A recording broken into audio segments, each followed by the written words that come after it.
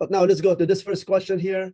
So 3 root 2 brackets, 5 root 7 minus 4 root 3, that means multiplied, or the property of distribution, we have to distribute that into here, into there. So just multiply right through. So 3 times 5, you multiply the rational numbers together, 15. And then the radicals, you multiply them together and you get root 14 minus, and then 3 times 4 is 12, and 2 times 3 is 6. So that's root 6. These are not like terms, so we cannot add them. Also, we cannot simplify the radicals any further because there's no perfect square that goes into 14, 4, 9, 16 doesn't go into that. And also nothing goes into 6. So that's the final answer. Fast and easy and quick. Here we have 2 brackets. So this is distribution again. So the property of distribution, but it's foiling. So we multiply first into the second, and then the second from here into the first, the second into the second. So to do that, I'm going to get 2 times 2 is 4. Minus, or sorry, 2 times positive root 3 is plus 2 root 3. And then negative root 3 times 2, that's just negative 2 root 3. And then negative root 3 times positive root 3, it gives you 3. So you don't have the square root anymore. Because honestly, it's actually, it's square root of 9. And the square root of 9 is 3. So when you multiply a radical by itself, just get rid of the square root. Or you could write that as square root of 9 and then later do it, change it to 3. So now this will give me 4 minus 3 is 1. And these two, they are like terms and they're opposite signs, so they cancel each other out. And we get 1 as a final answer. Sometimes when you recognize it's the difference of squares, you could just multiply first by first, you get 4. And multiply last by last, you get negative 3. 4 minus 3 is 1. Because when it's the same thing and difference of squares where you have 1 is negative and 1 is positive in the middle, the middle is always going to cancel. So this shortcuts you could take if you feel comfortable with doing that. Now, how about here? Now, the mistake that students make in this question is say, hey, I'm going to square this, and then I'm going to square this, and I'm done. No, so they cannot do that because if you have 5 squared, it means 5 times 5. So if this is squared, it means this times this. So what you have to do, you have to write it twice and start foiling and doing the property of distribution. So here, you need to write this as root x plus 2 root 5 times root x plus 2 root 5. So that's what we're supposed to do right here. Now let's start foiling. As I said, if you multiply a radical by itself, just get rid of the square root and just write an x, much easier. And then root x times 2 root 5, that will just give you plus 2 root 5x. Because you multiply the radicals together and you get 5x under the root. And then you finish with that. Now we go here, it's going to be again plus 2 root 5x. And then here, 2 times 2 is 4. And root 5 times root 5 is root 25, which is 5. But I said when you multiply a radical by itself, just get rid of the root and you just get 5 right here. So therefore, this will give me x, 2 plus 2, because they're like terms. So that's going to give me plus 4 root 5x. And that's 4 times 5, which is 20. Again, when you multiply 2 root 5 times 2 root 5, you're supposed to get 4 root 25. But root 25 is 5, so this becomes just 4 times 5. The shortcut I take, I always say if you multiply a radical by itself, you just get rid of the radical sign. Yeah, so that's that. Now, this right here, can I multiply these? If they were the same radicand, which is all of them square roots, all of them cube roots, then I could multiply them. But here, they don't have the same radicand. This is a 2 here. This is a 3, this is a 4, so I cannot multiply them unless I change them into from this form to that form. So here, the first one is going to be, there's a 1 here that we don't write, and the radicand is 2. Remember I said from last lesson that if you don't write anything, it means a square root, which means there's a 2 here that we don't write, it's invisible too. So that would be x to the power of 1/2, and times x, there's a 1 here, so that's x to the 1/3. Again, I'm using this rule to change from radical form to exponential form, times, and there's a 1 there, invisible 1, so that's x to the 1/4, which gives me x to the power of, the common denominator there is 12, because we're adding radicals, so 12 divided by 2 is 6, 6 times 1 is 6, plus, when you're multiplying variables, you add their exponents. So I'm adding the 1/2, the 1/3, and the 1/4. 12 divided by 3 is 4, 4 times 1 is 4, plus 12 divided by 4 is 3, 3 times 1 is 3. 6 plus 4 is 10, plus 3 is 13. So that will give me x to the 13 over 12. This is how you do common denominator. Go ahead and help yourself any way you like doing common denominator, do it. I highly recommend this method because as you get an advanced math, you'll realize what I'm telling you, that if you do the common denominator here, because it's common, you write it once, and then what I do, I divide this by the bottom, and whatever I get, I multiply to the top. That's how I do it. Okay, so if they want you to write in radical form instead of exponential form, you could always write it as 12 would be the radicand, and then x to the 13. All right. So here, the same thing, you could divide them if they had the same radicand, but this is square root, this is a cube root. So what we need to do here, we need to change the top to x to the 5/2 and the bottom to x to the 2/3, which equals, let me just rewrite that here. That's x to the 2/3 right here. Yeah, I just want to see that. I want you to see that's an exponent and it's not written besides it. So, okay. And then when we're dividing, what do we do to the exponents? We minus. So basically we have x to the 5/2 minus 2/3, because that's what the exponents are, which gives me x, the common denominator is 6. 6 divided by 2 is 3. 3 times 5 is 15. Minus 6 divided by 3 is 2. 2 times 2 is 4. And that will give me x to the 11/6, or if you want to write it in radical form, it will be x to the 11. We'll do one more with the multiplication here. So here, we're foiling, so root x times root x is x. If you want to take a shortcut, you see how these are the same, but they are, one is negative, one is a plus. So you just ignore what's going to happen in the middle, and you could just get away by multiplying this by this, and then multiplying this by this. But we'll just do the whole thing. We'll FOIL the whole thing. So root x times root x is x. Root x times 2 plus 2 root 5 will just give me 2. But write 5x, not x5 there. And then minus the same thing, because you got to FOIL this into here, and you're going to get 2 5x. And minus 2 root 5 times 2 root 5, it's just going to give me 4. And root 5 times root 5 is just 5. And therefore, this is going to give me x. The middle is going to cancel. That's minus 20 right there. And that's your final answer. Okay. Now we're going to go to rationalizing denominators.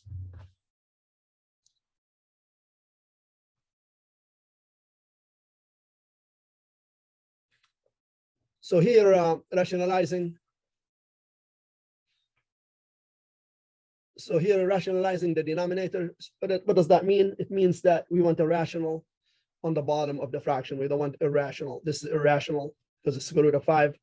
So to do that, you have to multiply top and bottom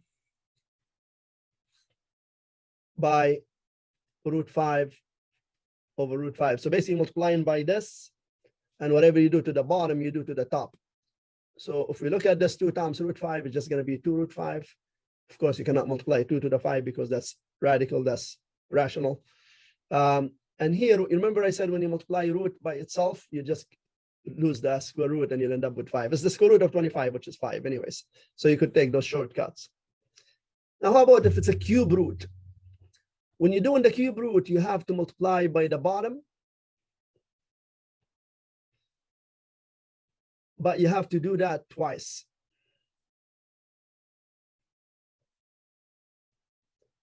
And I tell you why in a second. And whatever you do to the bottom, you do to the top to get rid of the cube root on the bottom. So now maybe this I'll do in details here.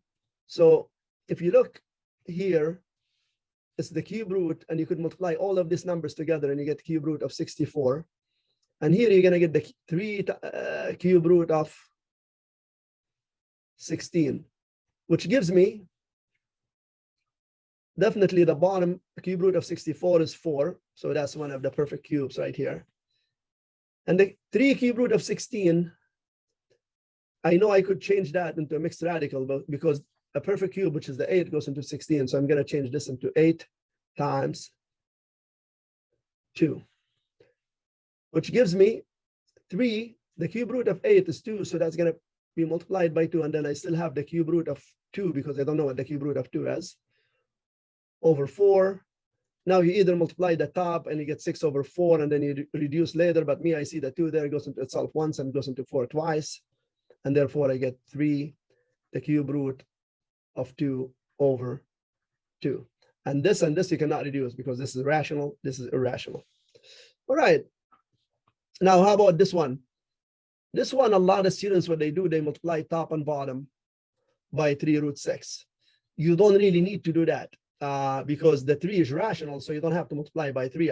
I advise my students to multiply just by root 6. If you're happier multiplying by 3 root 6, go ahead. You just have to reduce a bit more later. But here, just multiply by root 6. Top, whatever you do to the bottom, you do to the top. So now we have 2 root 6 all over. Root 6 times root 6 is 6, or square root of 36, which is 6. But I just take the shortcut. Root 6 times root 6 is 6. 6 times 3 is 18.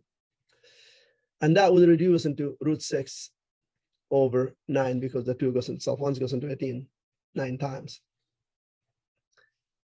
Here, to get rid of the square root, now you remember I said just multiply by root 6 here and not the 3. And here, you know, the 3 and the root 6, they are together, it means they are multiplied. So you could just do that, but you could argue here and say, why don't I just multiply by root 3? Unfortunately, you cannot do that with this one because of that minus sign. So that's a binomial. Here, if you look at this here is a monomial, just one term, but here you have 2 terms. And when we have 2 terms, we have to multiply with what we call the conjugate. What's a conjugate? The conjugate, you see how this is a binomial? The conjugate of the binomial on the bottom is the same thing, except you change the sign. That's what we call a conjugate. Okay, and whatever you do to the bottom, you do to the top. Now, you just distribute the 2 here and then FOIL the bottom, which will give you 4 plus 2 root 3 on top. And then on the bottom, you just FOIL this. And 2 times 2 is 4. And then plus 2 root 3 minus 2 root 3 will cancel. And then I'll just write it out for you. So, and then plus 2 root 3 minus 2 root 3, because that's the foiling of that. And then negative root 3 times positive root 3 will just give you minus 3. This will cancel because they're like terms, the opposite signs, and 4 minus 3 is 1. So that would give you 4 plus 2 root 3. And 4 minus 3 is 1. So you don't have to write the 1 on the bottom because everything has a 1 underneath. And here's one more with rationalizing the denominator. This has variables instead of numbers. So remember I said the conjugate is the bottom, the same thing on the bottom, except you change the sign in the middle here. So if it's a negative, you change it to plus. If it's a plus, you change it to negative. So that's a negative, we're going to change that to plus. And then, you know, we have to FOIL. And you do the same thing to the, whatever you multiply the bottom by, you multiply the top by. Yeah. And here, if you look at this, root x times root x is just going to give me x. Root x times y, just plus y root x. And then y times root x again, plus y root x. And y times y, just y squared. And here just going to be root x times root x is x, and then plus y root x, and then minus y root x, and then minus y squared, which gives me here it'll be x plus 2y root x plus y squared. Here, these are the same, so they're going to cancel with the opposite signs, and I'm just going to have x minus y squared. Just remember that you cannot reduce the x with the x here because this is a trinomial, this is a binomial. That plus sign and the minus sign here doesn't allow you to do that. And also the y squared, you cannot cancel it with the y squared. Okay, so one more we're going to do on solving radical equations, and then this will be it for this chapter.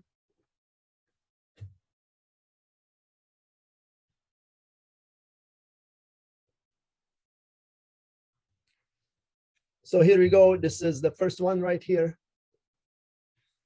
So here we go, solving radical equations. I think for these, I always like doing, finding my domain or finding my restrictions, okay? So restrictions for radicals, always take what's under the radical, which is x plus 3, and you have to say it has to be greater than or equal to 0. Why does it have to be greater than or equal to 0? Because we cannot square root negative numbers. And therefore, here, x would be greater than or equal to negative 3 since you move the 3 to the other side. So here, all our answers have to follow this restriction. Okay, so now to solve this, To solve for the x under the radical, the only way you could do that is by squaring both sides. You square this side and square this side. Because the square always cancels the square root, and you end up with x plus 3 right there equals 81. And therefore, x equals 81 minus 3, which is 78. So if you put 78 there, 78 plus 3 is 81. Square root of 81 will give you 9. That's how you check. All right.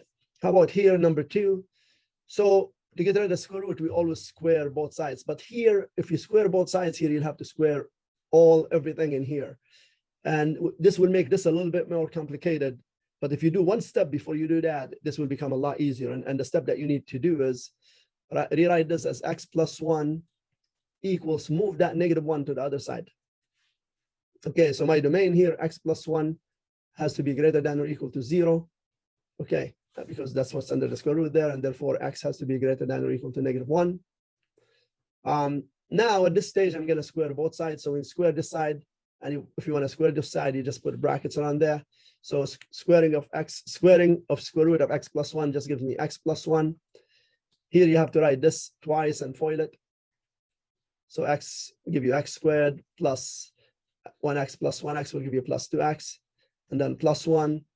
Now move everything to one side, equate it to 0. So 0 equals x squared. When you move this to the other side, it's going to give you minus x. So 2x minus x just gives you plus x. And then when you move this one to the other side, it becomes minus 1. And that would be 0. And therefore 0 equals, I got to factor out an x from here, and I'm going to get x plus 1. And therefore x would equal 0 and negative 1. That's when you factor. So this gives you the 0, and this here gives you that minus 1 to make it 0. Now do these two work. The C. Now if you put in 0 here, so 0, that will give you 0 for the axis. So just check in, okay? Check. So checking the 0 first. So if I put in 0 plus 1 minus 1 equals 0. So now that is 0 plus 1, which is 1. Square root of 1 is 1. So that will give me 1 minus 1, which gives you 0. 0 equals 0. Check. How about if we try the negative 1? The negative 1 will be negative 1 plus 1 minus 1 should give you a negative 1. That is going to give me 0. Square root of 0 is 0. 0 minus 1, just minus 1. Negative 1 equals negative 1. That's check too. Yeah. Now we're going to come to this third one here. It's going to be a bit longer. You have to, I think you have to square twice, and I'll show you why. So definitely to get rid of the square root, you got to square this side and then square this side right here. And that will give you x minus 5 equals, and this you just write it twice when you square it, so that you could FOIL it that way. So root x times root x is x, and then minus root x, and then minus root x again, and then plus 1. Now I'm going to move everything that doesn't have a radical to this side. So I'm going to move the x to this side, which is going to cancel. And then I'm going to move the 1 to this side, which gives me negative 6. And that would be negative 2 root x. Divide both sides by negative 2. I'll get 3 equals root x by dividing both sides by negative 2. Now I have to square again to get rid of the square root. And that will give me 9 equals x. Okay. So now I just forget to tell you what the domain is here. So the domain x minus 5 has to be greater than or equal to 0. And also this you have to do it for both. And this says x has to be greater than or equal to 0. This will give you here x has to be greater than or equal to 5. So this dominates or overrules this. So this will be gone because x has to be greater than or equal to 5. And then the 9 here falls within that domain. So that should work. Now let's check. And I'm just going to put the 9 in for the x here. So I'm going to have 9 minus 5 equals square root of 9 minus 1. So I'm just subbing into the original equation. That gives me square root of 4 right here, which is 2. And that's square root of 9 is 3 minus 1 is 2. So check. And that's it for this chapter.